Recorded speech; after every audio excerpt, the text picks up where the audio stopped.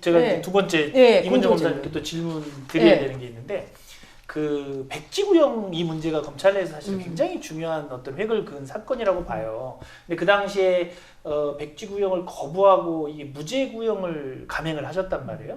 그 당시 좀 상황을 좀 얘기를 좀 해주시면 어떨까요? 그러니까 제가 2012년도에 무죄 구형을 2번을 했었어요. 네. 그러니까 2012년 9월 달에 박형규 목사님 무죄 네, 구형을 네. 했었었는데 그때는 어영 부영 결재가 났어요. 네. 그러니까 저는 제가 이제 검사 생활하면서 제일 꽂혀하는 사건, 제가 많이 열이 받는 사건이 뭐였냐면 성폭력, 아동학대, 제가 전담 여성 검사로 주로 네. 그런 걸 했었으니까 그런 거 하면서 그런 사건들에 대해서 되게 분노하고 아파하는 거였고, 네. 그다음에 지방에서는 솔직히 과거사 재심 사건 경험할 수가 없는데 네. 제가 기존의 역사를 너무 좋아하거든요. 그러니까 그런 사건 현대사나 과거 그 역사를 걸 되게 좋아했었기 때문에 네. 그런 것에 대해서 우리 검찰이 잘못했던 건 네. 뭐 부천 성고문 사건, 네. 박종철 고문치사 네. 많잖아요. 네. 그런 것에 대해서 분노했었기 때문에 그런 것에 되게 민감한데 박형규 목사님 계시기 결정이 나오고 딱 이제 하게 되는 상황에서 이거는 검사직을 걸어야 될 사건이다. 그때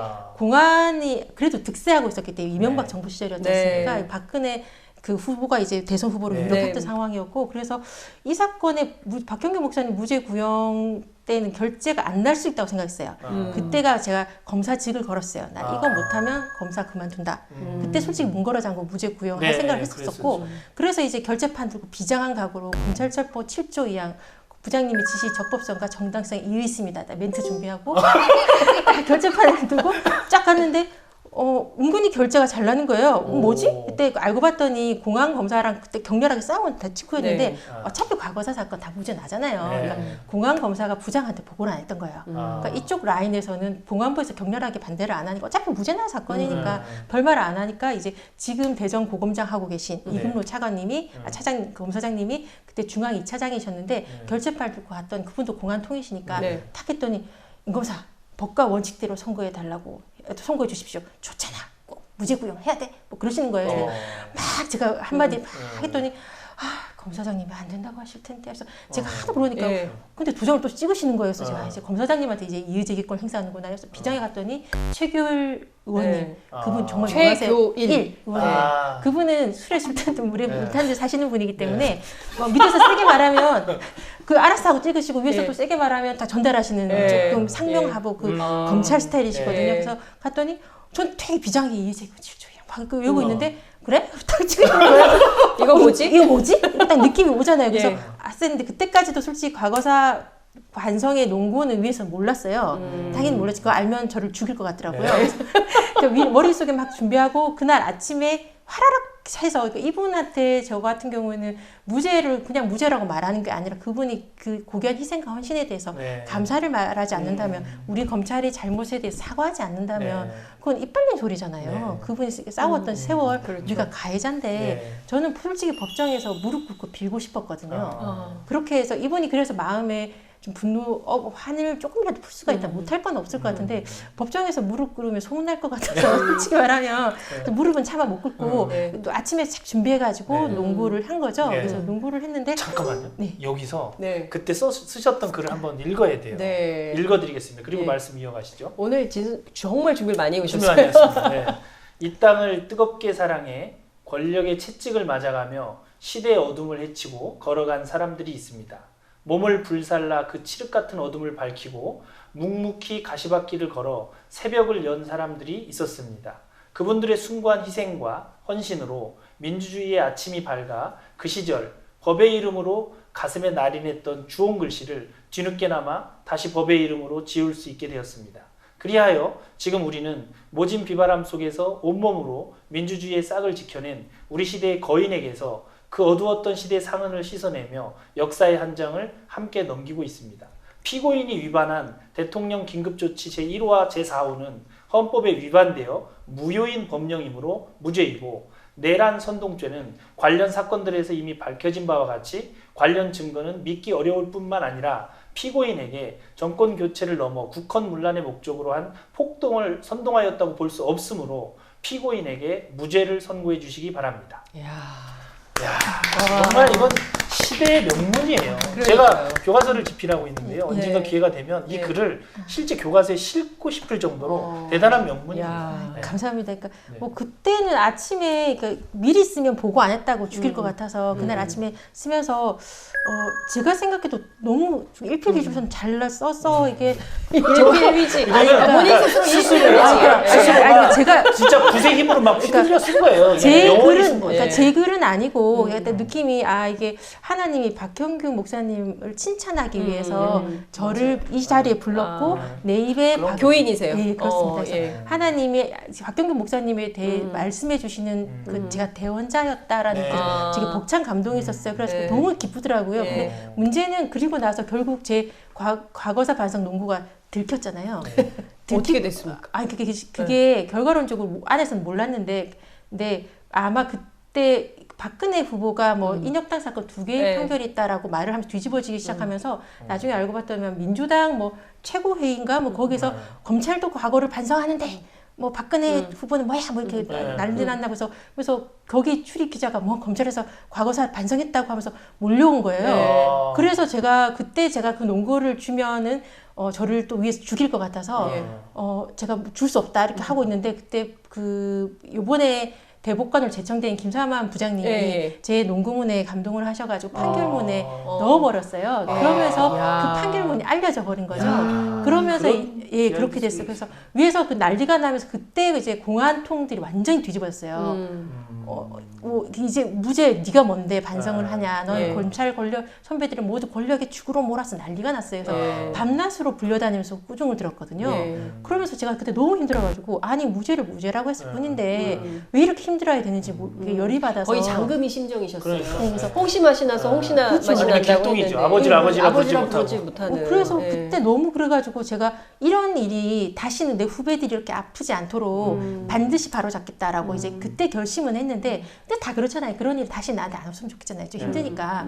근데 윤길중 2012년 12월에 윤길중 재심 사건이 오면서 왜 또 나냐라는 절망스러운 거예요. 이걸로는 이제 넘어가지 못할 거라는 걸 알게 됐으니까. 그래서 그날 아침에 이제 결재판을 들고 돌아다니면서 죽으리라라는 생각이 든 거잖아요. 공판 검사석에서 죽으리라. 그때 회의를 뭐 이의 제기하고 나서 무죄 구형 강행까지 한 2주가 그때 대선 전날 네. 전날 네. 제가 이의 제기하고 난리가 났었으니까요. 2012년. 예, 12월 19일에 12월 대선이 있지 않습니까? 19일이었습니다. 그러니까 17일 날 공안부 검사들과 싸우고 논쟁하고 예. 18일 날 아침에 이제 결재를 하면서 부장 차에 막 부딪히기 예. 시작했거든요. 예. 예. 그러니까 그래서 10월 28일까지 시간이 2주가 있잖아요. 예. 그러면서 이제 이의제기권 행사하고 뭐 수사 공소심의회 연다고 난리가 났다가 임검사 너 빠져 네가 들어가 이렇게 직무 배제가 되고 난리가 나는 2주 네. 동안 많은 일이 있었어요. 그래서 이때 제가 정말 이의제기하고 난리가 나면 제대로 검토해 줄 줄 알았는데 그냥 그러니까 못 들은 척 예. 우기는 거예요. 모든 사람들이. 그때 법률가가 아니더라고요. 그래서 그때 제가 느낀 건 뭐냐면 너희들은 검사가 아니야. 내가 검사야. 공판 검사석에 앉을 수 있는 자격이 있는 사람은 나밖에 없어. 네. 내가 들어가 너희들 빠져. 이런 생각이 들었어요. 네. 그래서 이제 솔직히 무죄 구형하고 나면 바로 직무 배제되고 난리가 날 줄 알았으니까 일주일 동안은 뭐 바로 이제 사건 급한 것들 있지 않습니까? 항소인 문서 쓸 거 뭐 이런 것들 다 정리해놓고 신변 정리했죠. 죽을 줄 알았으니까 네. 원래는 솔직히 사직 인사를 썼었어요. 그러니까 네. 징계라는 것에 대해서 제 생각 개념이 없었거든요. 네. 그러다가 몇 명한테 말했는데 어떻게 네가 살폈으면 어떻게 하냐. 이렇게 후배들도 선배를 기대하는 후배들이 얼마나 많은데 왜 그만두고 나가냐 막 하길래 무죄 구형 바꿀 생각은 없고 네. 그렇다면 징계를 받자. 징계를 받으면 저들이 제대로 검토해 주실 거다. 백지 구형이 적법한지 무죄 구형이 적법한지 제대로 한번 해보자 싶어가지고 무죄 구형 강행하고 징계 청원 글을 올려버린 거죠. 예. 그때 솔직히 되게 무서웠어요. 죽을 것 같더라고요. 그때 공판 검사석에 앉았을 때 달달달 떨리는 거 있잖아요. 그러니까 저쪽에서 지금 난리 나는 소리가 들리는데 달달달 떨리는데 네. 또 창피하잖아요. 검사가 이렇게 네. 떨면 안 되니까 의자 잡고 있으면서 달달달 떨리는 그 윤길중 씨 손녀가 재심 청구한 사건이었는데 그 손녀가 할아버지가 어떤 분인지에 대해 말하면서 막 울 때 내가 이 사건 직을 걸만하다. 보람차다. 네. 죽어도 여한이 없다. 그런 생각이 들더라고요. 네. 그래서 뭐 보람은 있었는데 어떤 사람들이 그런 말을 왜 그랬냐, 어떻게 그럴 수 있냐라는 말 하는데 선택할 수 있어서 선택한 건 아니고요. 그 사건 무죄 구형밖에 없었어요. 다른 선택이 없었다. 없었어요. 예. 그때 솔직히 그들은 저는 검사가 아니라고 생각했어요. 검사석을 더럽히지 마라. 그 자리는 내 자리다.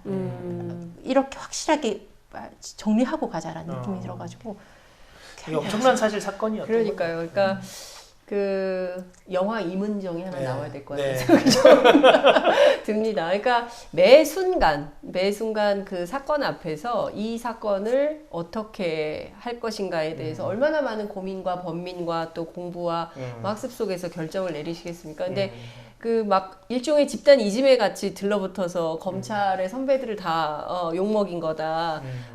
그냥 평검사 주제에 말이야. 네. 뭘 자기가 혼자서 뭐 얼마나 중불났다고 과거사 반성을 하고 검찰총장이야? 뭐 이랬을 거 아니겠어요? 그러니까 그런 조직의 막 그 비난의 화살들을 뚫고 여기까지 오셨다는 그 용기가 야, 이게 진짜 정말 대단하다라는 생각이 좀 듭니다. 그래서 사실은 검찰 내부에서는 힘들 네. 수 있지만 국민들은 희망을 보고 검찰의 미래에 대해서 안심을 할 수 있는 또 큰 힘을 주시는 거니까 네, 고생이 정말 어떻게 보면 고생이 그렇죠. 격려 감사합니다. 네, 보람이 있는 거죠. 박 검사님이 입에 거미줄이 생겼어요. 왜냐면 계속 두 여검사님 말씀하시니까 지금 조용히 경청하고 계셨는데 이제는 지금 박 검사님 타임이 됐습니다. 네, 맞아요. 일종의 댄스 타임이라고 할 수도 있고요. 근데 사실은 이제부터 시작하셔야 돼요. 우리 박 검사님께서 네. 임 검사님을 위한 지지글을 쓴 게 그렇죠. 검찰 내부에서 사실은 굉장히 미운 털로 또 작용을 하고 네. 적격 심사에서 아마 최초였죠. 네. 최초로 부적격자로 판정을 받아서 굉장한 고생을 겪으셨는데 그때 무슨 심정으로 그 지지를 이렇게 하셨나요? 예. 어떤 지지글을 올린 것은 저는 사실은 검사로서 좀 중요하다고 생각하는 게 좀 일관성이 있는 것과 네. 좀 진실을 말하는 것 그 두 가지는 꼭 중요하다고 생각을 하거든요. 네. 이제 뭐 제 방에 매일 들어오는 조사받는 사람들한테 뭐 거짓말 하지 맙시다. 네. 그리고 뭐 말을 이 말했다 저 말했다 말 바꾸지 맙시다. 네. 이제 그 두 가지는 전제가 돼야 이게 검사로서 뭐 법조인들은 대부분 그럴 거라 생각됩니다. 그래서 근데 사실은 옛날부터 선배님들이 이제 공식적인 공개적인 자리에서는 항상 뭐 검찰의 중립성, 독립성 이야기를 하시고 검사는 수신을 가져야 된다는 이야기를 많이 하셨고 검사 게시판에도 그런 글이 많이 올라 있거든요. 네. 그래서 저도 뭐 조금 경력이 적을 때부터 좀 그런 선배님들한테 배웠던 거 동조글을 좀 올린 게 있습니다. 사실은 몇 년 동안 이렇게 많이는 안 했지만 그래서 근데 뭐 아까 방금 들으셨겠지만 임원정 검사가 할 때는 한 거는 그 자체는 사실은 검사의 소신 문제와 검사의 직무의 독립성에 아주 밀접한 부분이 있고 종래 선배님들이 했던 얘기들에 따르자면 그것을 존중해 줘야 되는 것이 맞거든요. 근데 그러니까 저로서는 뭐 저희들이 일관성과 진실성에 있어서는 임원정 검사 말이 맞지 않느냐. 그것이 뭐 저희들이 뭐 학교 다니면서 배운 거 그래서 그냥 쉽게 말하면 학교에서 배운 거 맡겨서 우리가 하는 말 그대로 하는 거 아니? 상식적인 생각들 그냥 상식적인 말 아니냐. 라고 이제 뭐 사실은 뭐 아는 그때 뭐 1년 정도 같이 근무했던 사이니까 그리고 그걸로 인해서 이제 지극히 상식적인 것에 대해서 불이익을 하니까 그냥 묵고 할 수는 없더라고요. 그래서 그래서 이제 글을 써주게 됐고 약간 이제 그것이 사실은 지켜지지 않는다면 전국의 어떤 검사들도 그렇게 이제 일을 이렇게 제대로 일을 할 수 없어질 것이다.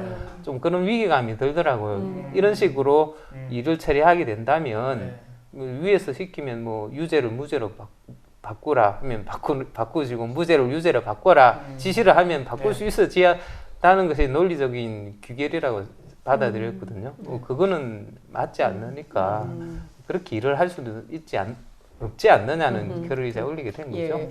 근데 그때 기자들도요, 그냥 편들어 주다가 같이 출입 정지 당할 때가 있거든요. 그럴 때 제일 억울해요. 사실 내가 그런 게 아니라 옆에 좀 맞는 것 같아서 편들어 주다가 야 너도 나가 이렇게 해가지고 이제 같이 6개월 정지 먹으면 정말 황당한데 이것 때문에 오랫동안 고초도 겪고 법률 투쟁도 하시고 그러신 거 아닙니까? 근데 사실은 아 그때 내가 쓰지 말걸 이런 후회는 혹시 안 하셨습니까? 근데 이제 법무부나 대검 입장은 네. 그걸 때문이라고는 하진 않고요. 그렇죠. 또 네. 그렇게 네. 아까 아까 말 못하고 예. 다른 근데 꼬투리를 뭘 찾아가지고. 꼬투리를 잡았습니까? 이렇게 훌륭한 검사님을. 예? 훌륭한 검사였던 것 같지는 않고요. 그냥 사실은 저는 그렇게 아까도 약간 좀 아웃사이더라. 그냥 성진이나 그런 게 크게 느껴지고 않고 제가 하는 일 그냥 묵묵히 조용히 열심히 하자는 좀 그런 쪽이어서 인사고과에 그렇게 신경을 안 썼습니다. 그냥 제 방에 있던 사건 충실히 하는데 조금 더 신경을 쓰고 그래서 인사고과가 별로 안 좋다. 그러니까 이 사람 이렇게 인사고과가 안 좋은 사람은 나가야 된다는 쪽으로 이제 프레임. 아까 전에 네. 이제 두 분 같은 경우는 이제 정치 쪽을 이야기를 네, 하셨는데 네. 그분들이 보시기엔 저는 정치도 못할 사람으로 보였나 봅니다. 저는 아니, 조금 그런 얘기가 좀 덜 불출마 얘기는 안 나왔다. 예, 저는 뭐 근데 우리 뭘로 박근혜 그러면? 스타일을 보시면 네. 보면 아까 보면 왜 회식도 잘 안 가신다 그러셨잖아요. 네, 네. 본인이 이제 술자리나 이런 예, 거를 예. 개인적으로 좋아하지 않고 검사의 역할을 그냥 소신 있게 하는 게 중요한 거다라고 생각을 이런 자세는 사실은 고가 평정에서 좋은 점수 받기에는 어려운 시스템 구조인 거죠, 사실. 대한민국이 그래요. 회식 네. 열심히 가서 네. 아 선배 한잔 하시죠. 그렇죠. 이런 사람들이 또 승진도 잘 되고, 그러니까 조용히 자기 일 하면 그냥 안 보이는 존재처럼. 그렇죠. 그러니까 조직이, 그러니까 저는 이 호부사람 프로그램 정말 좋다고 생각하는 게 사실 우리 대한민국의 쌩얼을 다 이게 민낯을 내놓고 하는 거거든요. 근데 한 번씩 시청자 여러분 한번 생각해 보십시오. 우리 조직에, 우리 회사에, 우리 학교에 또는 우리 병원에 이런 문화가 있는지 없는지 있을 겁니다. 그러면 차제에 한번 우리가 어떻게 바꿀 수 있을지 그 공감의 그럼요. 폭을 넓혀서 함께 힘을 좀 합치면 네. 세상 바꿀 수 있거든요. 그럼요. 우리가 촛불로 세상 바꿨잖아요. 가능한. 아유 갑자기 그냥 확 네. 올라오네. 아니, 알겠어. 박 검사님 얘기 좀 계속 그 들을게요. 사실은 네. 저는 하면서 제 인사고과를 알 수가 없었습니다. 제가 네. 어느 위치에 있는, 왜냐면 판사님 같은 경우는 인사고과를 좀 알려주거든요. 네. 근데 저희들은 인사고과를 전혀 알 수가 없어요. 네. 그래서 저는 제 위치가 어느 정도인지도 이렇게 자꾸 제 위치가 어디, 검찰 내에서 과연 내 위치가 어느 정도 있는지도 되게 궁금했고요. 네. 왜냐면 그때 부장으로 이제 승진을 하느냐의 타이밍인데 네. 나름대로 고민을 했습니다. 제가 이 조직에서 어떤 역할을 하고 있는지. 네. 마침 그때 이문정 검사님 네. 사건이 터지고 이런 일을 내가 보기로는 정말 좀 의의가 없는 일이 벌어지는 여기에서 나는 과연 어떤 평가를 받느냐 좀 그것에 대해서도 고민을 좀 하게 됐고요. 사실은 저는 아까도 말씀드렸듯이 이렇게 조직에 매몰된 사람은 좀 아니라서 나가는 것에 대해서는 그렇게까지 두려움이 크진 않았던 것 같습니다. 그래서 물론 이제 가지 않은 길을 가는 것에 대해서는 저도 많이 뭐 좀 두렵기도 하고 했지만 그렇게까지 뭐 그냥 사람이 어떤 생활을 하느냐가 중요하지 어떤 조직에 속하느냐가 그렇게까지 중요하다고는 저는 생각을 하지 않고 살았기 때문에 그냥 그리고 사실은 이렇게 아까도 말씀드린 이런 임원정 검사가 부당한 일을 당하고 조직이 뭐 소수의 사람의 지시에 의해서 전체 조직이 움직이고 이런 건 뭐 제가 보기로는 약간 좀 범죄단체 같은 느낌이 좀 들어서 거기에 계속 내가 발을 디디고 있는 것이 과연 맞느냐 좀 시대를 역행하는 느낌이 많이 좀 들었습니다. 그래서 여기 있다가 나도 나쁜 짓을 하게 될 거라는 생각이 좀 들더라고요. 그래서 그냥 차라리 여기서 나쁜 짓 하느니 나가는 것이 속 편하지 않느냐는 솔직히 좀 그런 마음은 좀 들었습니다. 그래서 일부러 뭐 나간 건 아니지만 네.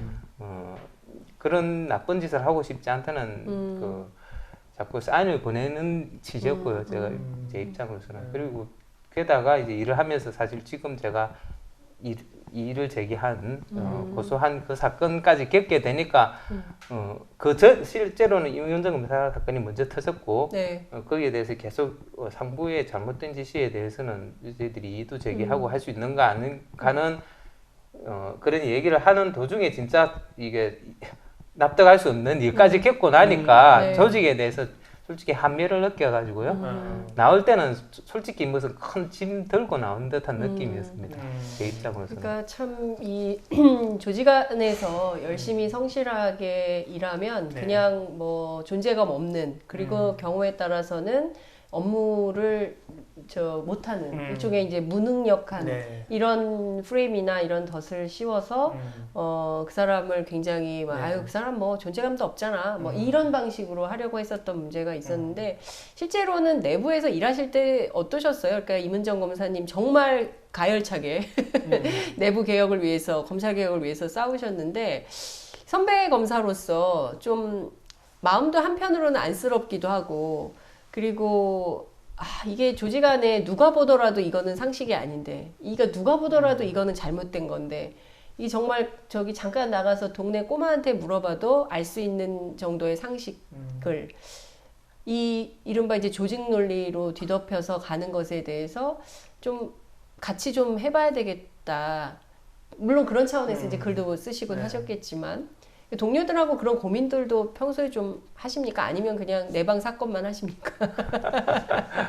솔직히 말해서 저는 후자였던 것 같고요. 네. 근데 다만 또 아쉬웠던 게 아주 훌륭하신 분들 많이 계셨는데 저보다 사실 일도 잘하시고 사회관계도 많이 그런 분들이 조금 더 도와줬으면 사실은 처음에 시작할 땐 제가 이렇게 하면 좀 더 많이 도와주겠지. 저같이 별로 안 알려주고 사회 경험도 많지 않은 사람이 났으면 조금 더 많이 도와주 한두 명이라도 더 붙어서 도와주겠지. 네. 근데 그러니까 좀 나서서 사실은 공개적으로 도와주는 것이 좀 필요한데 네. 물론 음으로는 도와주신 분들이 좀 계신 걸로 알고 있는데 이제 나서서 하시는 분들이 네. 안 계셨던 것 같습니다. 사실은 나서서 좀 많이 도와줬으면 조금 더 도움이 됐을 것 같은데 좀 당황하셨겠어요. 그러니까 이를테면은 많이들 옛날에 반응할 줄. 그렇죠. 옛날에 이렇게 보면 그 막 집회할 때 네. 앞에서 막 그 저기 뭐야 최루탄이 막 쏠 때 야 버텨야 돼. 그래서 막 버텼는데 버티고 나서 막 이렇게 눈 아무도 씻고 없어. 딱 보면은 우리 셋만 있어. 우리 셋만 있고 아무도 없어. 막 이런 상황 느낌이셨을 것 같기도 하네요. 네. 근데 실제로 그 심리학자들도 그 이 공익제보 관련해서 이 동조라는 이 현상과 복종 이론을 굉장히 주목을 많이 해요. 그러니까 누군가가 잘못됐다고 말을 했을 때 어느 만큼이 동조하느냐에 따라서 그리고 지지하느냐에 따라서 그 결과가 굉장히 달라지거든요. 근데 그 당시에 그러니까 동조를 했는데 더 많은 검찰 내부의 구성원들이 같이 한 목소리를 냈으면 더 빠른 개혁이 그렇죠. 가능했을 텐데 그렇지 못한 점은 좀 아쉽기도 하는데 어쨌든 그렇게 동조하신 이후에 많은 고초를 겪고 다시 이렇게 복직하시는 데까지 4년 시간이 소진이 된 거죠. 15년이니까 3년 삼 합성되면 년. 사이에 만으로 따지면 3년. 그렇군요. 근데 박 검사님께서 이렇게 하실 때 임 검사님 어떠셨어요? 저렇게 조용했던 선배가. 그러니까 저는 박 선배님한테 정말 빚이 많아요. 그러니까 예컨대 동조와 관련해서 말씀드리면 2012년도에 이제 도저히 안 되겠다. 정기적으로 게시판에 글을 쓰면서 생각이 같은 검사들을 불러 모아서 모아야겠다. 의견을 한번 일으켜보자라는 네. 생각이 들어서 2012년 5월부터인가 매월 정기적으로 내부 게시판에 글을 쓰면서 적극적으로 활동을 시작했어요. 네. 그때 글을 쓸 때마다 불려다녔거든요. 그러니까 서울중앙에 있었을 때는 부장검사한테 불려다니면서 혼났고 창원에서는 부장차장 네. 그리고 의정부에서는 부장 차장, 검사장, 그때 부장도 여러 명, 뭐 우리 부장, 이 부장, 공안부장 막 이렇게 불려다니면서 혼나면서 막 징계하겠다고 협박도 예. 당하고 그걸 했는데 2012년도에 불려다니면서 혼날 때는 너를 취재한 사람 몇 말고 댓글 쓰는 몇 말고 누가 날 취재해? 이 얘기를 들었는데 네. 2015년도에는 누가 날 취재해로 바뀌는 거예요. 네. 그 그러니까 안에 박 검사님이 계셨던 잘렸으니까 잘리고 난 이후는 그렇군요. 있잖아요. 그러니까 누가 날 취재하니까 네. 맞지. 그래서 제가 그때 어느 모 간부한테 아니 댓글만 써도 불려가는데 누가 쓰냐고 했더니 누가 댓글 쓴다고 불러 뭐 이렇게 화를 내시길래 당신은 왜 날 불렀냐고 막 하고 싶다가 차마 또 그 말 할 수가 없잖아요. 네. 꾹 참는데 그러니까 이게 고립을 시키잖아요. 그럼요. 공익적으로 고립을 고립을 시키니까 공개적인 공연한 모욕과 조롱은 허용이 되고 친한 사람들은 주위에서 그러니까 제 주위에 다른 청에 있는 검사들도 다른 사람 들은 후배들한테 듣는 거예요. 선배님, 임 선배님이랑 친하다면서요. 그 말 들으면 애들이 주저했다는 얘기를 스스로 저한테 미안해하면서 하더라고요. 검열을 하는 거죠. 예, 그래서 그러니까 제가 점심이야 우리는 밥값을 내고 밥 같이 먹는 게 당연한데 네. 저는 그리고 나서부터 워낙 저를 감시하는 게 느껴지고 저랑 친하다고 잘못 알려지면 불이익을 입을 걸 아니까 그러니까 스스로 그냥 저를 격리시켰어요. 어머. 그래서 솔직히 좀 마음이 아픈 건 다가갔을 때 거부당하는 게 아프잖아요. 그러니까 그랬을 때 상처받을까봐 그렇죠. 그런 그러니까 못 다가가겠더라고요. 그러니까 아주 제가 제일 열받았을 때는 그냥 저에 대한 공연한 모욕과 조롱 허용될 때였으니까 네. 게시판 댓글도 그렇고 아주 이제 후배 하나가 웃으면서 이렇게 식당에서 뭐 이렇게 마늘이 중간에 보쌈 같은 게 있으니까 선배님 마늘 드시고 사람 드셔야죠. 이렇게 내가 후배 검사가요? 후배 검사 그 말 하는 거예요. 근데 그 검사가 결국 솔직히 사고를 많이 쳤던 검사고 사고 쳐서 아니 나갔어요. 임 검사님한테 그랬다는 거군요. 네. 그러니까 근데 그거는 또 후배가요. 어떤 관점에서 보면 국조 그러니까 시조 단군 신화에 보면 왜 곰하고 뭐 네. 이렇게 호랑이한테 네. 쑥과 마늘 먹고 네. 사람 되라고 네. 하듯이 그러니까 그런 식의 조롱인데 네. 참 그러니까 하나도 안 친하고 착잡하네요. 얼굴도 그 마늘을 모르는데 확 던지지 그러셨어요. 그러니까 되게 그런 게 뭐냐면 그때는 생존하는 게 버거웠어요. 안 잘려야 되잖아요. 그러니까 난 징계받으면 안 돼. 그러니까 너무 점심시간 세상에. 1분 넘기는 것도 떨었으니까 그 출입증에 찍히니까. 근데 많은 공익 제보자들이 이런 현장에서 그러니까, 이런 느낌을 그러니까 다 그런 가지고 있죠. 것들을 화를 낼 수가 없는 거예요. 당연한 거예요. 걔들의 생존이고 출세를 위한 욕구니까. 저는 살아남는 게 너무 버거워서. 아니 근데 뭐 좀 그것까지 평범한 검사도 아니고 사고를 많이 치던 그런 후배 그런 검사. 검사들은 위에는 정말 잘하거든요. 아니 그렇죠. 그래도 그런 모욕을 당했을 때 너나 잘해 그 말 하고 싶은데 그렇죠. 그 말을 또 못했어요. 너무 착하시군요. 어리시니까. 네. 그러니까 그럴 때 알잖아요. 너무 화가 나고 당황스러우니까. 네. 그러니까 성폭력, 성희롱 이렇게 당했을 때 당황스러우면 얼음이 되잖아요. 네. 그때 웃고 있다가 웃음 상태로 그냥 얼어 있는 상황, 네. 그리고 쓱 넘어가잖아요 상황이. 그런 상황들인 거죠.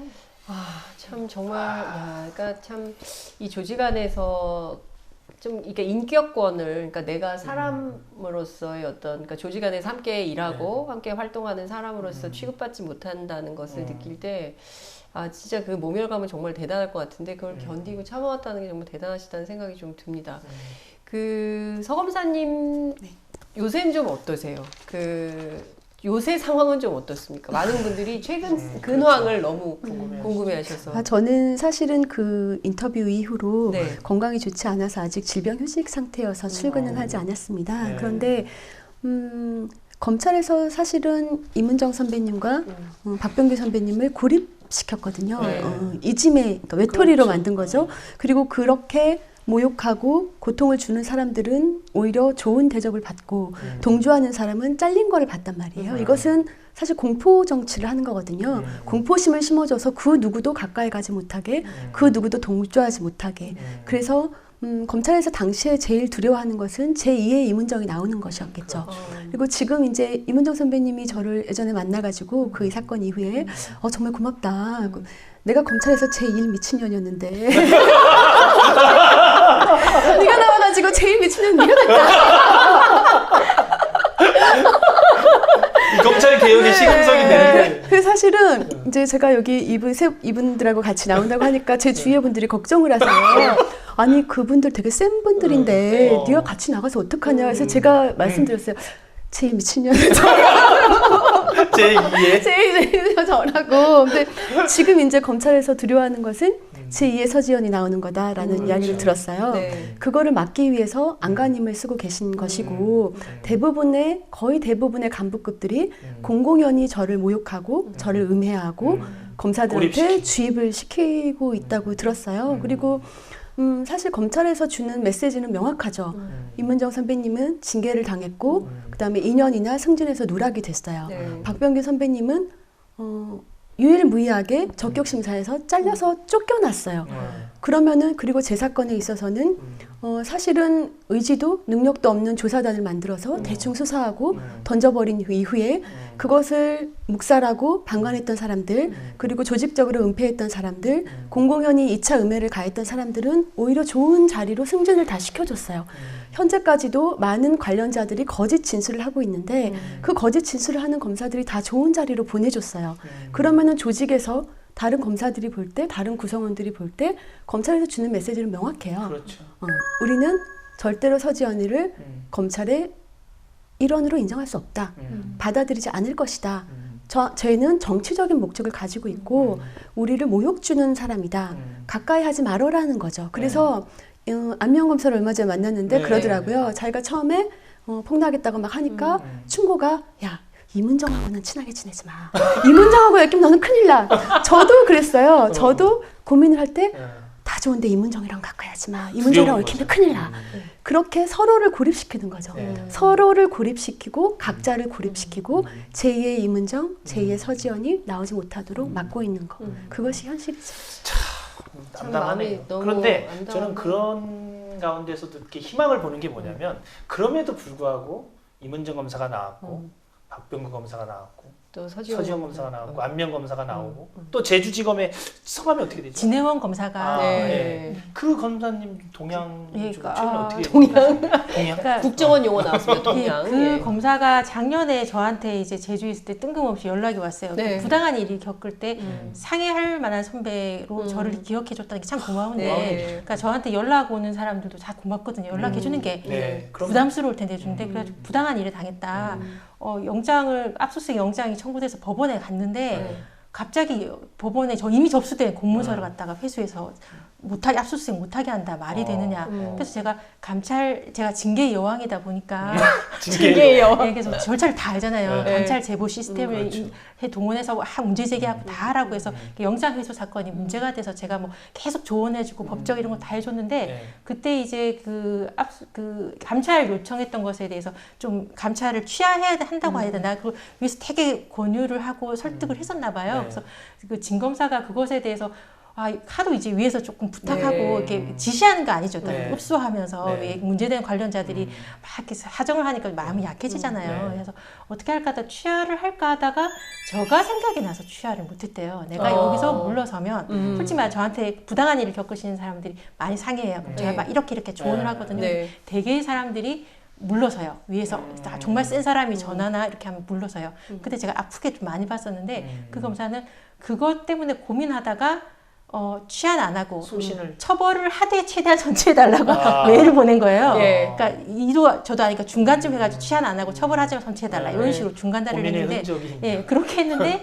결국은 그 사건에 대해서 그 뭐 차장이라든지 뭐 차장은 감봉인가 뭐 당했는데 그리고 나서 1년 사무감사, 정기 사무감사, 서검사님 당했잖아요. 정기 사무감사에서 탈탈 털려가지고 검찰총장 경고를 받고 지금 징계 취소 소송 중인데 네. 그 문제의 압수수색 영장을 했던 그 문제의 사기 사건 피의자가 그때 뭐 수사를 이렇게 저렇게 했다고 문제 제기를 한 진정서를 대검 감찰에서 평검사를 대검 감찰에서 1년 동안 감찰을 한 다음 올해 징계 청구를 해서 지금 법무부 징계위원회 계류 중이에요. 그러니까 그 검사가 저한테 그러니까 선배님 어떻게 견뎠어요?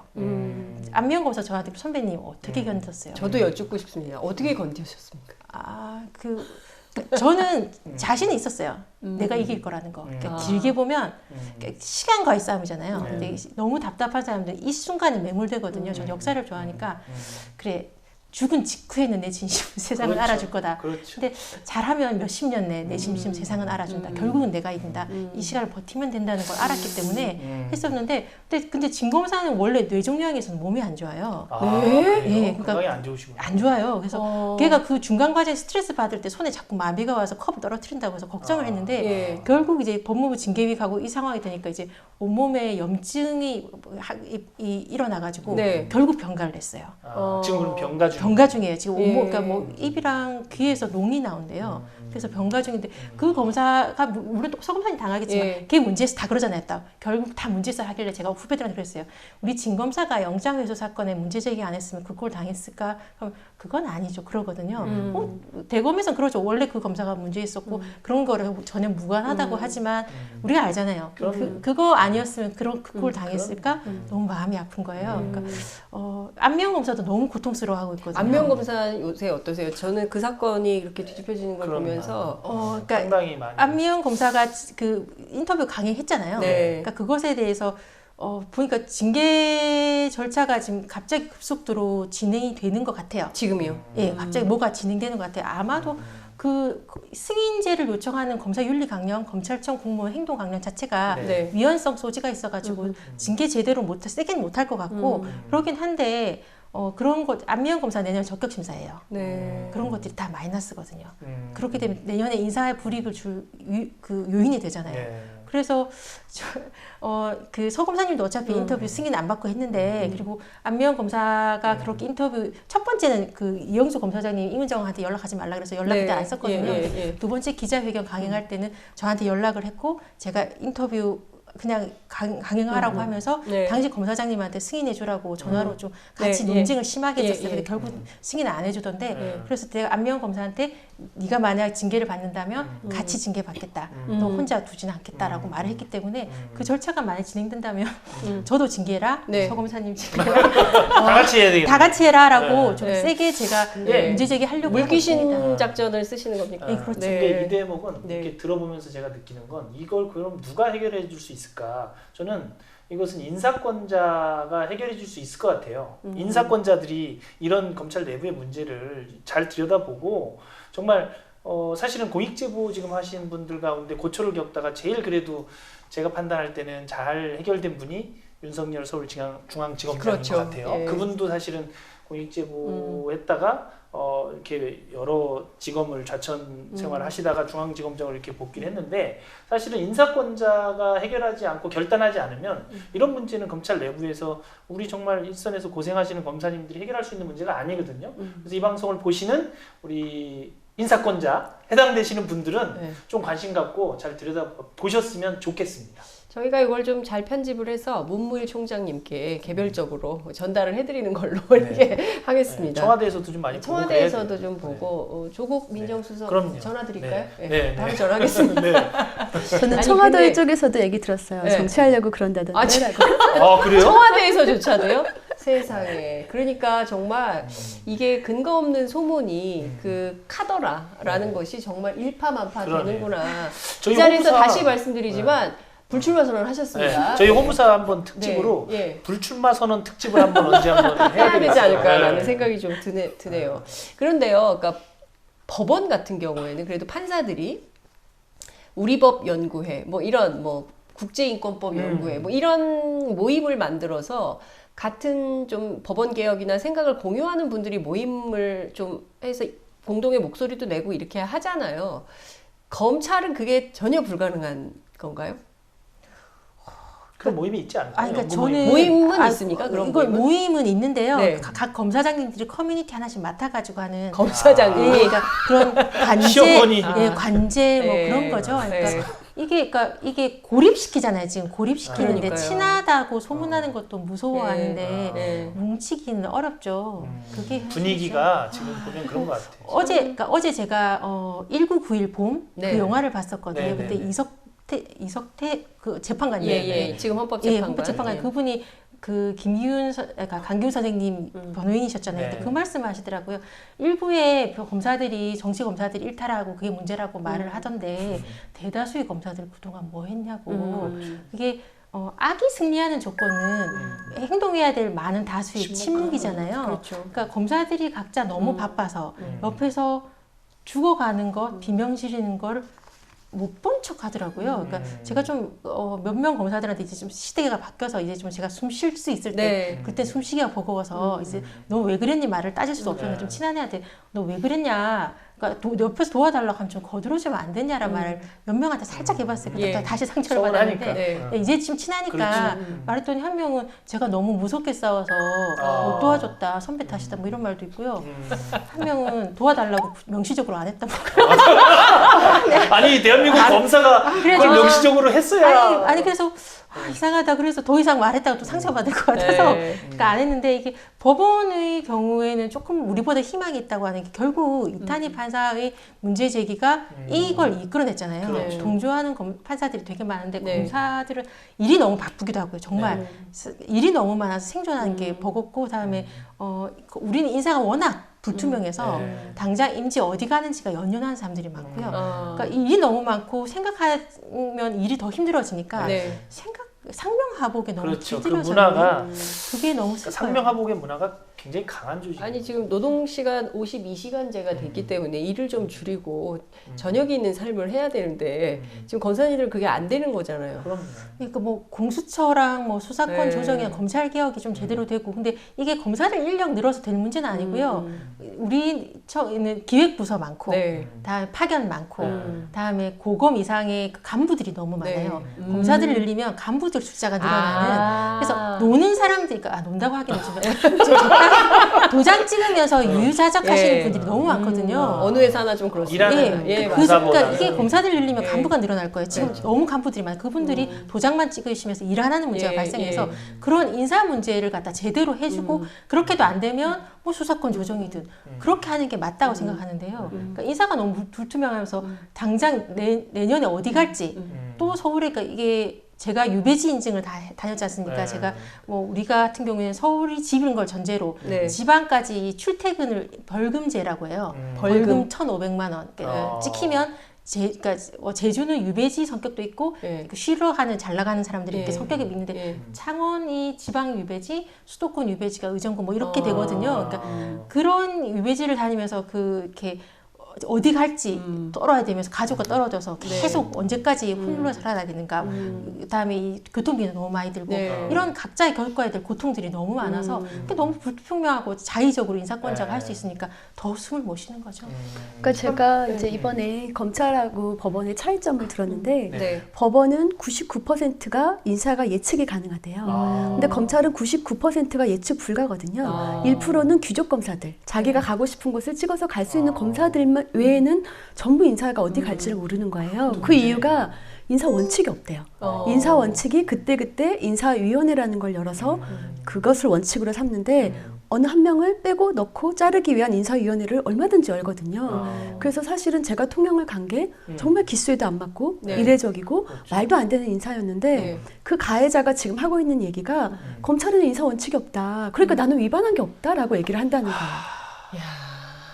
정말. 저는 대한민국 검찰이 이 역사를 뭐 몇십 년 역사를 가지고 있는 이 검찰에서 인사 원칙이 없었다는 것이 정말 놀라웠어요. 제가 심각한- 조사를 봤는데 그 조사단에 있는 검사가 얘기를 하는 거예요. 예. 이제까지 한 번도 검찰 역사상 인사를 문제 삼은 사람이 없었다. 네가 처음이다. 야. 없었대요. 그것도 인사 정말- 원칙도 없이 자의적으로 예. 마음대로 인사를 했는데 예. 그 누구도 왜 이런 인사를 했니? 이건 너무 부당하다. 이 문제 삼은 사람이 없었대요. 왜냐하면 법조계라는 것이 검찰, 법원, 변호사가 네.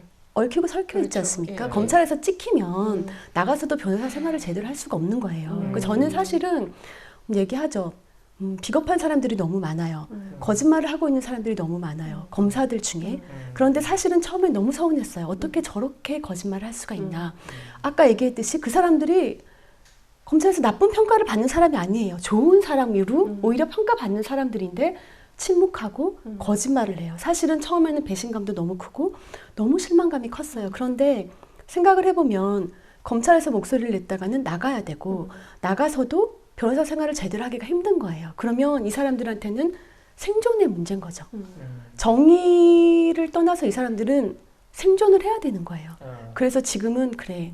가엾은 인간일 뿐이다. 사람이 무슨 죄가 있느냐. 조직이 문제가 있지라고 사실은 생각하고 있거든요. 근데 시스템의 조직의 문제가 너무 큰 거죠. 그러네. 아, 오늘 제가 한 2시간 정도 이 검사님들 말씀을 듣다 보니까 시민사회 단체들이 네. 바깥에서 외치는 그 검찰 개혁의 그것이 어쩌면 굉장히 내부 상황을 잘 네. 모르는 가운데 하는 얘기일 수도 있겠다라는 그러네요. 생각이 좀 들고 정말 그 중요한 개혁의 출발을 내부가 잘 알거든요. 그럼요. 뭐가 문제인지. 그리고 어디를 어떻게 바꿔야 되는지 음. 안에 있는 사람이 제일 정확히 아는 거예요. 네. 그런데 안에서 이렇게 얘기하고 있는데 이 얘기를 지금 안 듣고 있는 거잖아요. 이런 얘기를 적극적으로 수용해서 그럼 우리 조직이 어떻게 건강한 조직으로 바뀔 것인지에 대해서 문물 총장님이 네. 좀 말씀을 들으셔야 될 것 같아요. 그럼요. 총장님뿐만이 아니고 네. 뭐 법무부 장관, 대통령 그렇습니다. 할 것 없이 예. 사실은 검찰 조직을 사랑하고 예. 아낀다면 예. 이런 목소리를 귀담아 들으시고 무엇이 문제인지를 냉철하게 고민할 시점이 됐습니다. 사실. 검사와의 대화를 한 번 더 할까요? 아니 저는 이런 허심탄회한 그런 소통의 공간들이 그럼요. 중요하죠. 네, 대한민국 발전에 기여할 바가 크다고 생각해요. 왜냐하면 막 여러 사람 모이면 뭐 쓸데없는 말 하는 사람들도 많고 그렇죠. 뭐 네. 그래서 뭐 저 회의가 효율적이지 못하다라는 비판도 많지만 물론 그런 것도 사실이지만 그럼에도 불구하고 어떤 얘기든지 다 귀를 열어놓고 들어야 그래야 사회가 좀 그럼 바뀌지 않을까 네. 싶은데 저는 세 분께 꼭 여쭤보고 싶은 게 있었어요. 이렇게 공익 제보를 하고 조직에서 일종의 왕따 아닌 왕따를 당하면 밥은 누구랑 먹어요? 아, 그러니까 우리는 점심은 괜찮다니까요. 점심은 그러니까 밥 총무한테 이제 밥값을 내서 네, 같이. 밥 총무란 걸 없애라고 했더니 푸드 디자이너라고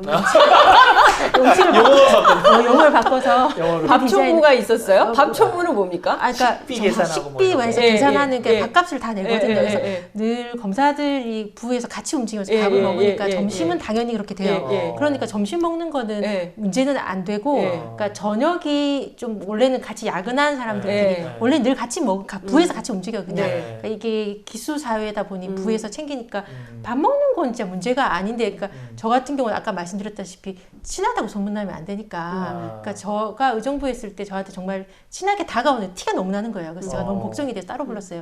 야, 니 나랑 친하다고 소문나면 안 좋다. 그러지 마라. 그랬더니 걔가 괜찮대요. 근데 걔가 그 후배가 결국 이문정 부역자로 불렸거든요. 그러니까 그렇게 낙인을 찍는 거예요. 예, 그 다른 검사가 이문정 부역자라고 불렀대요. 그래서 그 되게 미안하잖아요. 그러니까 저는 그걸 너무 그렇게 심하게 될 거니까 저녁은 아예 그냥 스스로 그냥 혼자 그냥 먹으면 되거나 뭐 신랑이랑 먹거나 그렇게 했으니까 그게 그러니까 같이 먹어도 마늘 드시고 사람 드셔야죠. 이러니까 아 진짜 너무 이게 충격적이에요. 조금 이렇게 지금 이 멘탈이 강해야 되더라고요. 네, 맞아요. 멘탈이 강해야 그렇죠. 살아남을 수 있는 겁니다. 박 검사님은 어떠세요? 이런 임 검사님의 멘탈에 도전할 만큼 멘탈이 강하십니까? 어떠십니까? 근데 말씀을 유하게 하셔도 제가 네. 보면 내면이 강한 예, 면이 있으세요. 그러니까요. 예. 굉장히 조용하신 네. 분인데 거의 같았던 상황인 것 같습니다. 생각이 돌아보면 저는 멘탈이 뭐 그것도 강한 건지 모르지만 좀 혼자 있는 걸 원래부터 혼자 있는 걸 좋아하는 사람이라 네.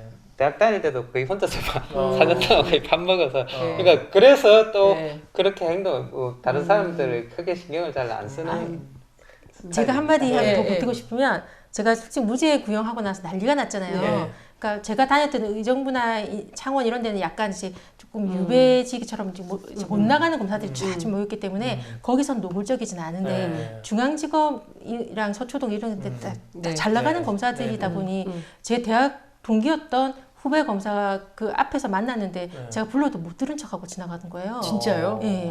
근데 너무 당황스러웠는데, 네. 그러니까 사람들이 원래 업무상 연락해도 말이 짧아지는 거 있잖아요. 네. 네, 알았습니다. 네. 그전에는 임검사 식사라도 네, 이렇게 되는 게 형식적이고. 너무 이게 당황스러워서 힘들었었는데, 그러니까 그때 너기시 나갔어요. 네. 그냥 징계돼서 잘리나 보다. 그래서 넋 놓고 있는데 박병규 선배가 막 전화를 해가지고 임검사 정신 차려.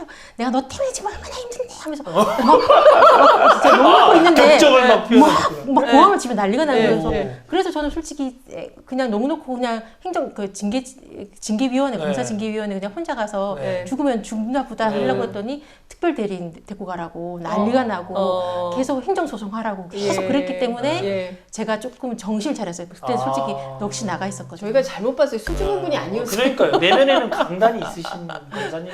덕분에 제가 검사를 쭉 한 거라서 네. 야. 그런 인연이. 박 검사님을 야. 위해서 박수. 야. 와. 역시. 역시. 네. 야. 아, 근데 진짜 이렇게 참 그 훈훈합니다. 네. 사실은 이렇게 그 조직 생활 하다 보면 힘든 일도 있고 그럼요. 어려운 일도 있을 때, 그 막 살벌하게 지금 뭐 마늘 먹고 힘들 뭐 사람 사람들 됐어요. 이런 후배들도 있지만 이렇게 뒤에서 든든하게 정신 차리라고 네 뒤에 나 있다. 그럼요. 이런 선배들이 있을 때 정말 큰 힘과 위로가 되죠. 아, 이렇게 그 버팀목이 돼주신다니까 정말 너무 좋은 것 같다는 생각이 좀 듭니다. 서검사님은 언제 그러면 다시 복귀를 하십니까? 건강이 회복하는 대로. 네. 그렇군요. 그러면 이게 좀 다 지금도 보면 약간 트라우마가 있으신 것 같아요. 말씀하실 때 이렇게 뭔가 이렇게 그 울컥하는 울분이 좀 그럼요. 이렇게 남아. 근데 이게 정말 안 없어질 것 그럼요. 같아요. 근데 제가 또 하나 보태고 싶은 건 뭐냐면, 네. 그러니까 일단 정말 이해가는 게, 네. 제가 징계 받고 나서 다음에 이제 적격 심사로 저를 자르려고 하는 게 뻔히 보여서 네. 일하면 일할수록 사무감사 특집 짰잖아요. 그래서 네. 일하면 큰일 나겠다 싶어서 병가 내고 도망갔었잖아요. 네. 그래서 난임 시술 네. 뭐 그렇게 했었는데, 이제 복귀를 앞두고 이제 이게 결국 유산하고 막 그렇게 돼서 복귀를 앞두고 복귀하려니까 아픈 거예요. 가서 또 당할 걸 생각하니까 너무 힘들. 그렇죠. 그러니까 와 얼굴에 발열이 일어나고 이유 없이 막 그런 거죠. 네. 너무 이렇게 몸이 아파서 병가기가 끝나려고 하니까 왜 아프고 난리야 그런 네. 이런 느낌. 네. 저도 그게 과거형이 아니라 지금도 솔직히 조직 원들이 그대로 네. 워낙 있다 보니까 힘겹고 고통스러운 거 많은데 걱정될 거라고 저는 생각은 해요. 당연하죠. 지금 재판은 계속 진행 중이신 네. 거죠. 그러니까 얼마 전에 재판도 그 지금 서검사님 요구한 대로 조치가 안 돼서 또 논란이 좀 됐었던 것 같더라고요. 네. 현장에서. 그때도 좀 마음이 좀 착잡하셨을 것 같아요. 또 뭐 예상했던 것이라서요. 거대한 뭐 벽과 맞서고 있는 건데 참 어떻게 이 문제를 해결될지 참 난감하네요. 정말. 그러니까요. 계란으로 바위 치기죠. 그런데 전혀 변하지 않고 있으니까 네. 계속 계란이라도 던져봐야죠. 네. 근데 거기 그 안미영 검사가 저한테 그랬어요. 선배님 세상이 변한 줄 알았는데 하나도 안 변했어요. 그랬을 때 전 그랬거든요. 네가 나왔다. 세상이 변했다. 그러니까 그 시 담쟁이처럼 그렇죠. 하나하나 올라가는 것 결국 배란으로 바위 치지만 물 한 방울이 정말 그렇죠. 어마무지한 그렇죠. 부딪힘으로 굽잖아요. 그러니까 이런 물방울 하나하나들이 모여서 네. 결국 뚫어낼 거라는 것에 대한 그럼- 자신감은 있어요. 네. 그러니까요. 국민들은 그런 검사님들. 검사님들의 열정과 정의로움을 지지합니다. 네. 그러니까요. 이 힘으로 대한민국이 그 정말 네. 밝고 투명한 사회로 가고 있다. 네. 그 길은 옳으니까요. 이 길이 옳기 때문에 의심하지 않아도 될 것 같다는 생각이 좀 드는데 이제 네. 좀 마무리를 네. 해야 될 시점이 돼서요. 그 오늘 방송을 통해서 꼭 하시고 싶으신 말씀들 있으실 것 같아요. 특히 오늘 그 임 검사님께서는 네. 책도 한 권 가지고 나오셨습니다. 그래서 그 특히 그 공익 제보를 앞두고 있거나 그리고 하셨거나 그러면 할까 말까 또 고민하시거나 이런 분들 그리고 또 주변에 공익 제보를 했다가 또 고통받는 네. 분들 그 뭐 현장은 어마어마할 것 같습니다. 그래서 그 수많은 분들이 함께 힘을 내자는 취지에서 한 분씩 끝으로 말씀을 듣고 저희가 마무리를 하겠습니다. 네. 그러니까 이게 혼자서는 정말 무력감이 드는데요. 그냥 정말 좀 고개를 들어서 둘러보면 시간과 지역, 사회를 갖다 또 해서 크게 둘러보면 같이 싸운 사람들이 많거든요. 네. 근데 너무 힘들고 미칠 것 같은 공포와 싸우는 거잖아요. 고립감과 싸우는 거 보니까 실수를 많이 해요. 그러면 그 실수 하나가 죽음으로 이르게 하거든요. 네. 그러니까 그런 거 할 때 진짜 호루라기 재단이 전 크게 도움이 돼서 저가 안에서 하다 보니 좀 알려지다 보니 경찰분들도 그렇고 다른 부처 기관들에서 저 연락처를 알고 연락이 와요.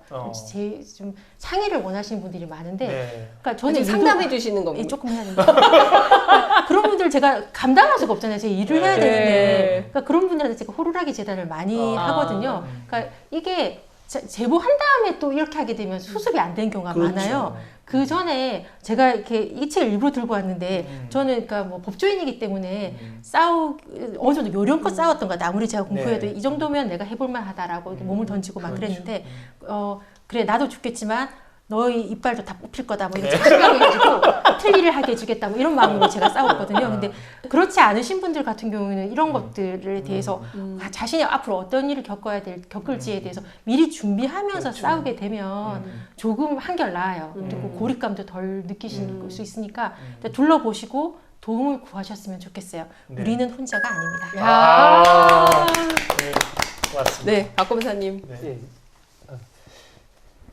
일단 제가 보기로는 맞는 행동을 하는 것을 위해서 좀 나서게 됐는데요.